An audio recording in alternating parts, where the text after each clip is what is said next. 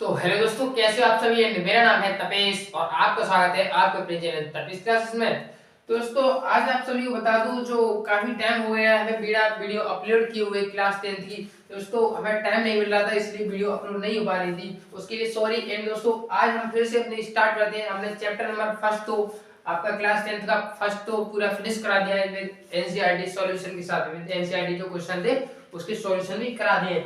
आज से हम चैप्टर 2 को स्टार्ट कर रहे हैं और उस चैप्टर 2 का आपका नाम है केमिस्ट्री में, जो चैप्टर नंबर 2 है, साइंस के अंदर कहो या केमिस्ट्री के अंदर कहो, तो वह है अम्ल, क्षारक एवं लवण। इसको इंग्लिश में बोलते हैं एसिड, बेसिस एंड साल्ट। तो आज हम बात करेंगे कि अम्ल क्या होता है और क्षारक क्या होता है और लवण क्या होता है, तो इनके बारे में डिस्कस करेंगे। और जी, ये जो वीडियो है हमारी लेक्चर नंबर फर्स्ट ही रहेगा। तो आज से हम स्टार्ट ही कर रहे हैं चैप्टर नंबर फर्स्ट को। तो सबसे पहले हम जानते हैं कि अम्ल क्या होते हैं एंड क्षारक क्या होते हैं एंड लवण क्या होते हैं। तो सबसे पहला हमारा जो टॉपिक रहेगा वो रहेगा अम्ल। तो यहाँ पे हम लिखते हैं अम्ल, कि अम्ल होते क्या है। इनको इंग्लिश में बोलते हैं एसिड। तो सबसे पहले अम्ल के बारे में समझते हैं। अम्ल, यदि आपने क्लास 8th में, क्लास 7th में, 6th में पढ़ा होगा कि आपको अम्ल के बारे में डेफिनेशन बताई जाती होगी कि जो स्वाद में खट्टे होते हैं उन्हें क्या कहते हैं, अम्ल। जैसे आपने नींबू को देखा होगा, नींबू नींबू कैसा होता है, नींबू में अम्ल की प्रकृति पाई जाती है। नींबू में अम्ल होता है, जो कि कौन सा अम्ल होता है, सिट्रिक अम्ल। आपने पढ़ा भी होगा। एंड आपने दही में देखा होगा, जब आप दही खाते हो उसमें भी एसिड पाया जाता है। ये जो पालक होता है उसमें भी एसिड पाया जाता है। और जो चींटी होती है उसका जो डंक होता है उसमें भी एसिड पाया जाता है। और जो मधुमक्खी होती है उनकी उनमें भी एसिड पाया जाता है। बहुत जगह एसिड है, बहुत जगह एसिड होता है। आपके शरीर के अंदर भी एसिड है, जो कि HCl एसिड है। आप देखते हो आपके शरीर के अंदर एसिड है, मतलब हर जगह आप एसिड का यूज देखोगे। बेस देखी जाए, क्षारक आप देखते हो साबुन में क्षार है, मतलब बहुत जगह क्षार है। तो सबसे पहले हम अम्ल के बारे में ही समझते हैं। तो हमने पढ़ा था क्लास 8 में, जो स्वाद में खट्टे होते हैं, क्या कहा कि जो स्वाद में, क्या कहा, जो स्वाद में कैसे होते हैं, खट्टे होते हैं। जो स्वाद में खट्टे होते हैं उन्हें हम क्या कहते थे, उन्हें हम अम्ल कहते थे। एंड यदि हम इस डेफिनेशन को कब तक पढ़ेंगे कि स्वाद में खट्टे होते हैं अम्ल कहते हैं, तो हम बड़े हो गए, हम क्लास 10th में आ गए, तो हमें पढ़ना पड़ेगा सेकंड डेफिनेशन की तरह, कि जो स्वाद में खट्टे होते हैं। पहले तो हमने स्वाद करके बता दिया कि अम्ल है, ठीक है, पर लेकिन स्वाद करने के बाद यदि आपका स्वाद ना चख पाओ तो आप कैसे पता करोगे। तो उसके लिए केमिस्ट्री जो बहुत प्रयोग देती है कि किसी पदार्थ के बारे में कैसे पता किया जाए। तो उसके लिए आपने केमिस्ट्री क्या कहती है अपनी, कि उसके लिए केमिस्ट्री ने एक वर्ड दिया, सूचक। क्या वर्ड दिया, सूचक। अब सूचक क्या होता है, सूचक एक पेपर होता है। क्या होता है, एक पेपर होता है। अब कैसा पेपर होता है, सूचक जो होता है वो 2 तरीके का पेपर होता है, या तो लाल पेपर होगा, या इसे हम लिटमस पेपर बोलते हैं, और या तो वो नीला होगा। कैसे होगा, सूचक के 2 कलर है हमारे पास। लिटमस पेपर, ये जो सूचक है इसको हम लिटमस पेपर के नाम से जानते हैं। इसको हम किस नाम से जानते हैं, इसको हम जानते हैं लिटमस पेपर। इसको हम लिटमस पेपर के नाम से जानते हैं। अब देखिएगा, ये 2 तरीके का है, या तो वो लाल हो सकता है या तो वो नीला हो सकता है। अब देखिए, मैं आपको लिटमस पेपर दिखाता हूँ होता कैसे है, बट मेरे पास है नहीं। मैं आपको बता सकता हूँ, आपको इमेज करा सकता हूँ। आप देखिएगा, ये जो आपको ये पेज दिख रहा है, जो मेरे हाथ में पेज है, ये कुछ दिख रहा है, ये जो मैं फाड़ रहा हूँ, ये ऐसा होता है कुछ लिटमस पेपर। कैसा होता है, ये दिख रहा है, ये कैसा है, एक लिटमस पेपर होता है, ऐसा होता है छोटा सा। अब देखिएगा, ये 2 कलर में पाया जाता है, या तो ये लाल हो सकता है, या तो ये नीला हो सकता है, या तो रेड हो सकता है, या तो ब्लू हो सकता है। अब इसके बारे में हमें बहुत कुछ पढ़ना है। अब देखिएगा कि यदि हमारे पास नीला लिटमस पेपर हो, यदि हमने कैसा पेपर लिया, नीला लिटमस पेपर दिया। यदि नीला लिटमस पेपर, मान लीजिए आपके पास ये नींबू है, क्या है, ये नींबू है। यदि ये जो नींबू होगा, इस नींबू को हम लिटमस पेपर लाए, ये क्या है, लिटमस पेपर। यदि ये जो है, इसको मैं कलर इस पे लिख देता हूँ, ये कैसा है, आप देख सकते हो, मैंने नीला कर दिया, तो ये कैसा है, नीला लिटमस पेपर है।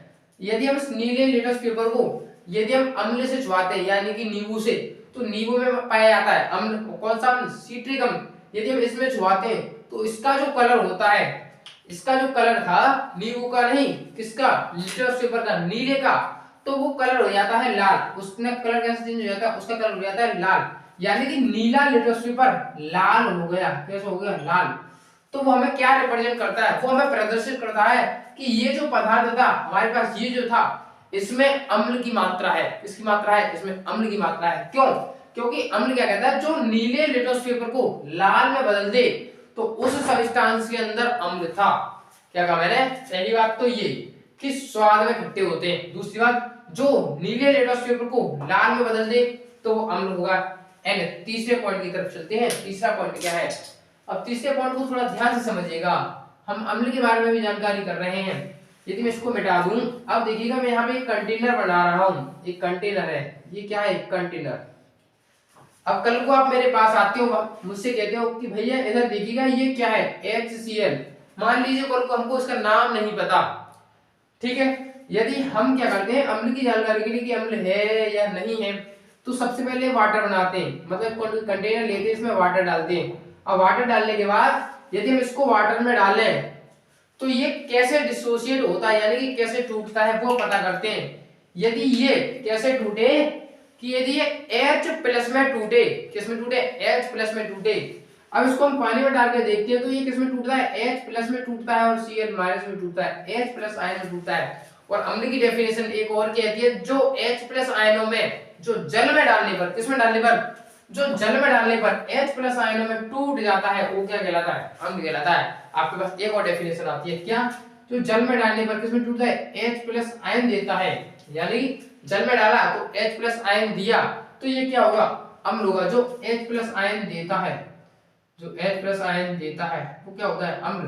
तो इसका मतलब जो हमने इसमें डाला तो वह H प्लस में टूटा और Cl माइनस में टूटा। हमें इस वाले सब्सटेंस से कोई मतलब नहीं है, ये केवल H प्लस से मतलब है। तो जल में डालने पर ये H प्लस में टूटा तो इसका मतलब ये जो सब्सटेंस है ये अम्ल है। मैं आपको बता दूं इस अम्ल का नाम होता है हाइड्रोक्लोरिक अम्ल, जो हमारे शरीर के अंदर भोजन को पचाता है। ये बहुत खतरनाक होता है, फिर भी हमारे पेट के अंदर पाया जाता है। आप सोच सकते हो कि, अब समझते हैं यदि हम एक दो एसिड को और डिसोसिएट करके देखते हैं वो एसिड कैसे डिसोसिएट होते हैं।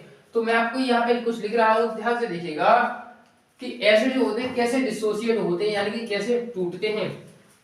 अब मैं इधर लिखता हूँ, इधर अम्ल के बारे में लिख रहा हूँ, उधर की साइड में क्षारक के बारे में लिखता हूँ, इधर की साइड में क्षारक के बारे में लिख रहा हूँ कि क्षारक होते क्या है, इसको बेसिस बोलते हैं। तो ये स्वाद में कैसे थे, खट्टे थे, पर लेकिन जो क्षारक होते हैं वो स्वाद में कड़वे होते हैं। वो स्वाद में कैसे होते हैं, कड़वे होते हैं।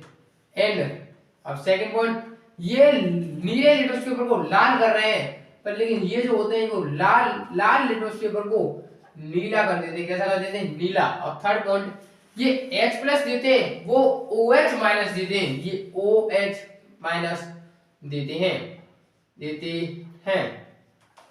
मैं इनको भी एग्जांपल के थ्रू समझाता हूँ, वन बाय वन, थोड़ा ध्यान से समझते हैं। अब देखिएगा मैं इसको मिटा देता हूँ, मैं यहाँ पे कुछ अम्ल को एग्जांपल लिख रहा हूँ, जैसे कि देखिएगा HCl। हमने चलो HCl के बारे में पढ़ लिया, पर लेकिन देखिएगा H2SO4 सल्फ्यूरिक अम्ल, ठीक है, और KCl पोटेशियम क्लोराइड। अब देखिएगा यदि हम क्षार के बारे में लिखता हूँ, अभी मैं और एग्जांपल लिखती रहूँ, देखिएगा यहाँ पे कार्बोक्सिलिक अम्ल, इसको बोलते हैं COOH, और देखिएगा CH3COOH, ठीक है। अब देखिएगा मैं कुछ क्षारक के भी एग्जांपल लिखता हूँ, जैसे कि KOH पोटेशियम हाइड्रोक्साइड। अब देखिएगा आपने पढ़ा भी होगा NaOH सोडियम हाइड्रोक्साइड, और एक और एग्जांपल दो तीन और लिखता हूँ, MgOH का होल ट्वाइस मैग्नीशियम हाइड्रोक्साइड, और कैल्शियम हाइड्रोक्साइड CaOH का होल ट्वाइस। अब इनको डिसोसिएट कैसे करता है, आज मैंने ये क्वेश्चन दिए थे कुछ अभी ट्यूशन के टाइम पे, तो ये क्वेश्चन हुए नहीं थे बच्चों पे, उनको पता नहीं था कि कैसे होते हैं। तो अभी मैं आपको समझाता हूँ, इनको ध्यान से देखिएगा कि यदि हम इनको डिसोसिएट करें तो ये कैसे डिसोसिएट होंगे। सबसे पहले क्या करना है, हमको कंटेनर बनाना है, उसमें वाटर डालना है। ये क्या है, वाटर डाल दिया। इसमें वाटर डालने के बाद HCl को डालो। सबसे पहले HCl को तो मैंने अभी डाल दिया था, अभी हम डालते हैं H2SO4 को। तो ये कैसे डिसोसिएट होता है, ये टूटता है H प्लस में, और ये SO4 होता है, ये वाला जो 2 होता है वो उधर की साइड चला जाए तो SO2 माइनस आता है। हमें केवल इससे मतलब है, ये H प्लस आयन में टूट गया तो इसका मतलब ये अम्ल है।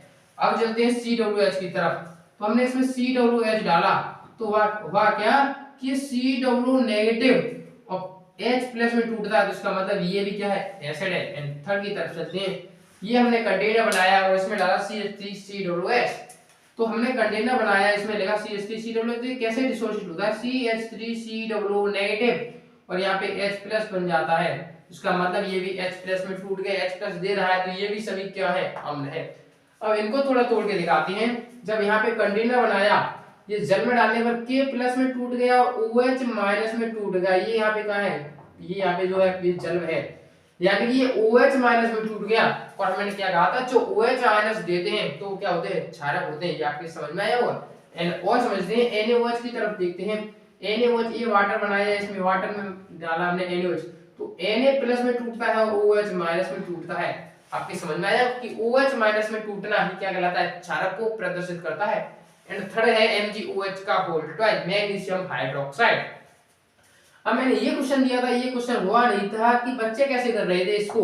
ये देखिए यहाँ पे हमने वाटर बनाया, यहाँ पे Mg प्लस लिखा था और OH माइनस लिखा था, और ये जो होता है ये गलत होता है। अब ये गलत क्यों होता है, अब देखिएगा। सबसे पहले आपको मैंने जो बेसिक पढ़ा रहा था, बेसिक में आपको मैंने कुछ बताया था, जैसे कि पहली लाइन में कैरेक्टरिस्टिक हलीना के रव से फरियाद, ये वाली लाइन बता दी। Hydrogen lithium sodium potassium rubidium caesium francium, ये वाली लाइन बता दी। एंड दूसरी वाली भी लाइन है, बेटा मांगे, आपने याद की होगी ऐसे, बेटा मांगे कार स्कूटर बाप राजी। एंड इसका भी जो, इसको भी तोड़ा था, उधर वो है कैल्शियम हाइड्रोक्साइड, इसको भी कुछ ऐसे तरीके से तोड़ा था। यहाँ पे Ca+ लिख दिया था और OH- लिख दिया था। तो ये जो दोनों ही गलत हैं। अब ये क्यों गलत है, इनको भी तोड़ के दिखाता हूँ। क्योंकि इधर देखिएगा, यहाँ पे जो सोडियम है और पोटेशियम है, यहाँ पे सोडियम है, क्या रहा, ये रहा सोडियम और ये रहा पोटेशियम, नहीं सॉरी दोस्तों, ये रहा सोडियम और ये रहा पोटेशियम। तो इनको तोड़ा तो हमने पता किया था कि इन पर +1 चार्ज होता है, इन पर +2 होता है। तो इन पर +1 लिख रहा है, ये तो ठीक है, पर लेकिन बच्चे जो है Mg पर भी +1 लिख रहे थे, इसलिए ये गलत हो गया। तो मैंने बताया होगा कि ये जो 2 यहाँ पे आता है, इसलिए यहाँ पे 2+ आता है और यहाँ पे भी 2+ आएगा, तब ये सही है, तब ये क्या है, सही है। इसका मतलब ये OH- में टूटे, OH- में टूटे, उसका मतलब ये किसको रिप्रेजेंट करते हैं, ये क्षारक को रिप्रेजेंट कर रहे हैं। इसका मतलब ये मैग्नीशियम जो है और कैल्शियम, ये इन सभी पर +2 आएगा और इन पर +1 आएगा, तब इसको हम तोड़ेंगे, तब ये +2 लिखेंगे, +1 लिखेंगे। फिर उधर वाली जो है उस पर +2 लिखेंगे, हमेशा इधर वाली पर +1 लिखेंगे, तब तक तो आपका सही है, अन्यथा आपका ये गलत हो जाएगा। आपको ये समझ में आया होगा कि अम्ल को कैसे डिसोसिएट करते हैं, कि अम्ल होते क्या हैं एंड क्षारक के बारे में क्या होते हैं। एंड ये सभी तो आपके समझ में आया होगा। अब मैं आपको एक और टॉपिक बता दूं, जो कि क्षार क्या होता है।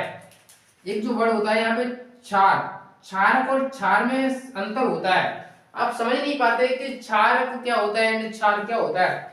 तो क्षारक क्या होता है, तो जो क्षारक शब्द है, जो क्षार शब्द है वो कहीं ना कहीं क्षारक से बना है। किससे बना है, क्षारक। इसका मतलब क्षारक के अंदर क्षार पाया जाएगा। क्या कहा मैंने, कि क्षारक के अंदर क्या पाया जाएगा, क्षार पाया जाएगा। तो क्षार क्या कहता है, जो जल में घुलनशील क्षारक को क्षार कहते हैं। यहाँ पे डेफिनेशन क्या है, पहले एक बार लिख लीजिएगा। जल में घुलनशील, जल में घुलनशील, जल में घुलनशील किसको, क्षारक को क्षार कहते हैं। जल में घुलनशील क्षारक को क्षार कहते हैं। आपको समझ में आया होगा। अब इसको समझते हैं। जैसे कि ये जो लिखे हैं ये सभी क्षारक हैं, पर लेकिन इसके अंदर क्षार भी है। मतलब जो जल में घुल जाए क्षारक वो क्षार होगा। जैसे कि एग्जाम्पल, यानी कि सोडियम हाइड्रोक्साइड, ये जो होता है क्या है, क्षारक है, पर लेकिन क्षारक के साथ साथ ये क्षार भी है। क्यों, क्योंकि ये जल में घुल जाता है।